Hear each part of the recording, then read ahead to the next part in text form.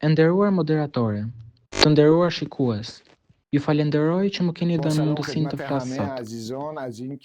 Unë jam një ish antar iranian i organizatës SMEK, një njeri që për shumë vite jetoi brenda një bote të mbyllur, të rrept dhe të kontrolluar, larg familjes, larg gëzimeve, larg lirisë dhe larg vetësime. Dëshmia që do të ndaj sot nuk është thjesht historia ime personale, por një pasqyrë e jetës së mira të tjerëve që kanë kaluar të njëjtat vështirësi. Dua të flas qetë, sinqerisht dhe me një zë të pastër, sepse për shumë vite nuk kisha të drejtë të flisja. Sot e kam, dhe dua që ky zë të dëgjohet. Kur u bashkova me Mekun, isha i ri.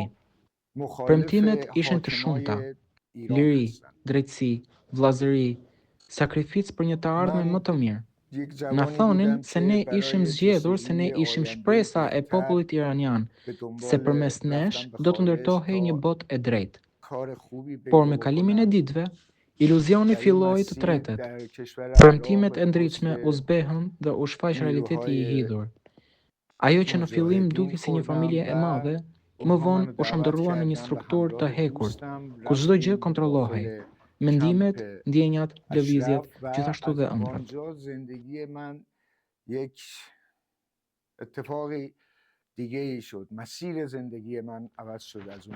Dua ta them hapur dhe pa asnjë dyshim.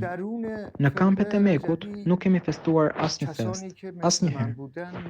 Jo vitin e ri, jo festa kombëtare, jo ditëlindje, jo festa tradicionale iraniane si Novruz, as edhe një gëzim të vogël.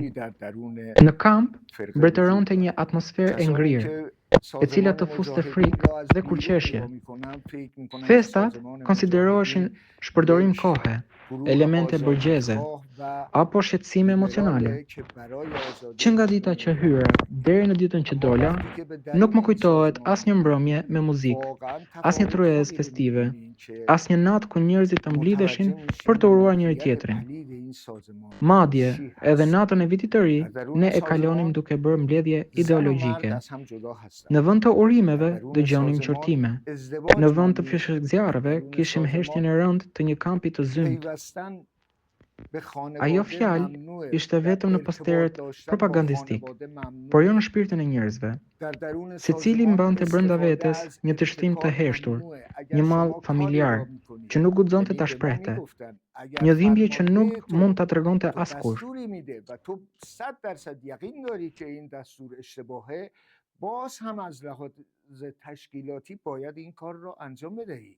Shikues të nderuar, nëse do t'ju përshkruaj jetën në kamp me një fjali, do të thosha: ishte një jetë ku ne nuk na lejoi të ishim njerëz. Ne nuk kishim të drejtë të merrnim vendime vet. Nuk kishim të drejtë të dashuronim. Nuk kishim të drejtë të qanim. Nuk kishim të drejtë të shpreheshim. Nuk kishim të drejtë të kërkonim lirinë. Gjithçka kontrollohej përmes mbledhjeve të përditshme, të cilat quheshin mbledhje pastrimi ose mbledhje llogaridhënieje. Aty çdo person duhej të pranonte gabimet e tij, dhe nëse nuk kishte bërë asgjë, duhej të zbuloje mendimet më personale dhe të vetë kritikoheshe për to. Ishte një sistem i projektuar për të thyer njeriu nga brenda. Nuk dua të hyj në detaje të dhimbshme, por dua të jem i drejtë me publikun. Kishtrajtimet ishin pjesë e jetës së përditshme.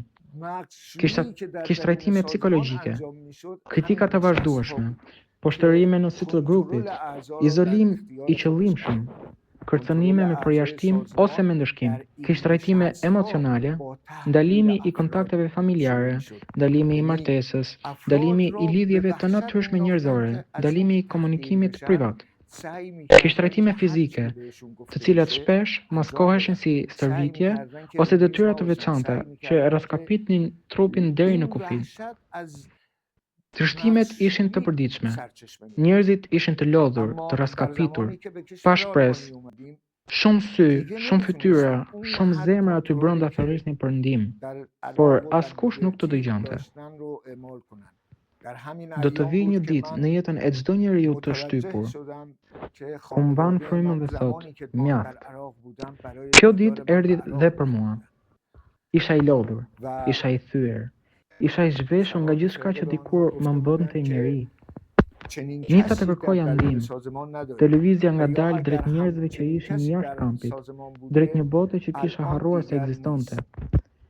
Dhe një ditë, pas shumë muaj shprike dhe përpjekjeje, dola. Momenti më i paharruar jetës sime ishte hapi i parë që hodha jashtë kontrollit të mjekut. Kisha frikë, kisha dridhje. Nuk e besoja se isha vërtet i lirë.